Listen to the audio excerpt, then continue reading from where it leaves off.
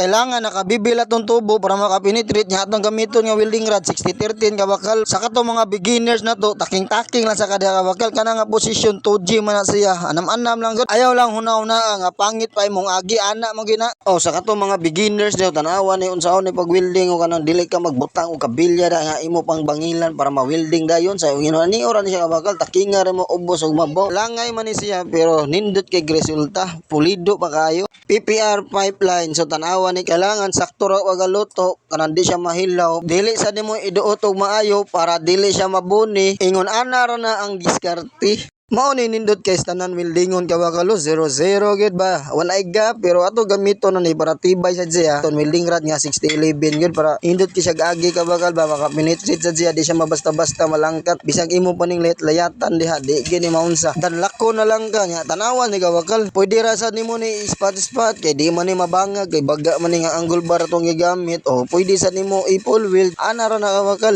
Ayaw kabalaka, ang importante na lig-on o way madisgrasya kana ikatunob ni kay step yan atong gibuhat biya nya tanawa niyo unsa ka lig-on nindot pa kay mong agi. Ingon ani adyo pagbutang sa katingdi sa kay kuyaw kay tanan ni og mabali, kay og mabali ni siya kay motuyok man ni mo ni kuyaw nga madisgrasya sa man ni pagkating na ani. Dili sad kayo ni modutan sa pagkating ani kay kuyaw kaayo og maipit ang ating dis. Amo ra gigamit nga pangkating sa plywood diri kabakal kay pangkating ra sa metal gud pangputaw ra, okay ra man siya gamiton. Kana ra sa nga lipis nga plywood ganang 1/4 ra gud pagkatingon nimo. Iskwala matik, skwala da atik-atik, so naghimo tag step. Ang kabate lang hupas ang atoang welding rod niya itong gamit kay sige magkapilit-pilit na. Murag ugma magita mahumanan ni kay pasmado magkamot. Kani ato ni tanawon kay naghinambog na siyang kaping kabakalo kung okay na ba. Alimpyuhi kay atong tanawon kung kapasar ba gina sa tuwa be.